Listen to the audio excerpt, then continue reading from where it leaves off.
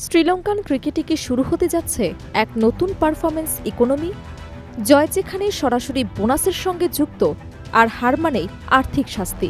এই কঠোর নীতি এখন দেশটির ক্রিকেট ব্যবস্থায় বড় পরিবর্তনের ইঙ্গিত দিচ্ছে।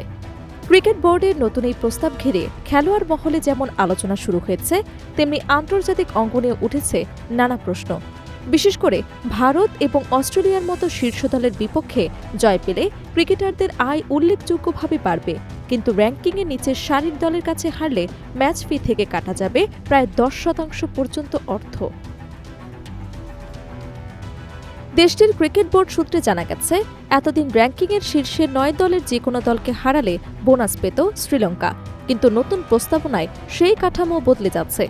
এখন শুধুমাত্র প্রথম 4টি শক্তিশালী দলের বিপক্ষে সিরিজ জয় মিলবে বোনাস সুবিধা। অন্যদিকে অপেক্ষাকৃত দুর্বল দলের বিপক্ষে সিরিজ জিতলেও কোনো বাড়তি অর্থ দেয়া হবে না। শ্রীলঙ্কান সংবাদ মাধ্যমের বরাতে জানা গেছে, টেস্ট, ওয়ানডে এবং টি-20 তিন ফরম্যাটেই এখন নতুন বোনাস পেনাল্টি রীতি কার্যকর করার পরিকল্পনা রয়েছে। এর মাধ্যমে খেলোয়াড়দের পারফরম্যান্সে ধারাবাহিকতা আনা এবং আন্তর্জাতিক ক্রিকেটে দলের প্রতিযোগিতামূলক অবস্থান শক্তিশালী করাই মূল লক্ষ্য।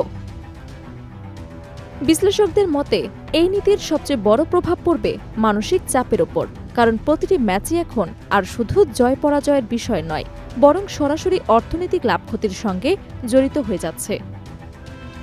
বর্তমানে টেস্ট র্যাঙ্কিংয়ে শ্রীলঙ্কার অবস্থান 6 নম্বরে, বাংলাদেশ, আফগানিস্তান এবং জিম্বাবুয়ে রয়েছে যথাক্রমে 9, 11 এবং 12 নম্বরে।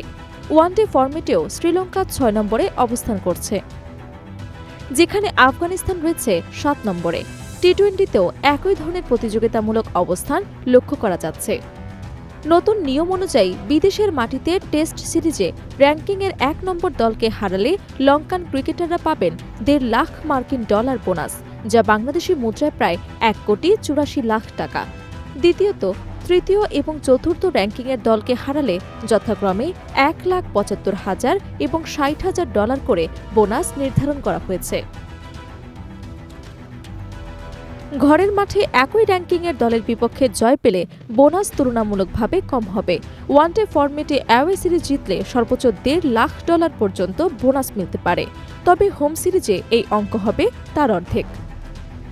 টি-20তে হোম এবং অ্যাওয়ে উভয় ক্ষেত্রে বোনাস কাঠামো সমান রাখা হয়েছে, যা ওয়ানডের অ্যাওয়ে সিরিজ বোনাসের সমান। এর ফলে 3 ফরম্যাটে পারফরম্যান্স ধরে রাখার ওপর বাড়তি চাপ তৈরি হবে খেলোয়াড়দের ওপর। ক্রিকেট বোর্ডের দাবি, এই নীতির মূল উদ্দেশ্য খেলোয়াড়দের মধ্যে প্রতিযোগিতার মানসিকতা বাড়ানো এবং অপ্রত্যাশিত হার কমিয়ে আনা।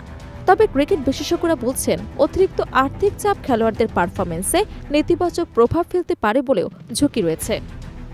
সব মিলিয়ে শ্রীলঙ্কান ক্রিকেট এখন নতুন পরীক্ষার মুখে দাঁড়িয়ে। জয় যেমন আর্থিক স্বস্তি দেবে, তেমনি প্রতিটি হার হয়ে উঠবে বড় ধরনের অর্থনৈতিক চাপের কারণ। Desk report, Dhaka.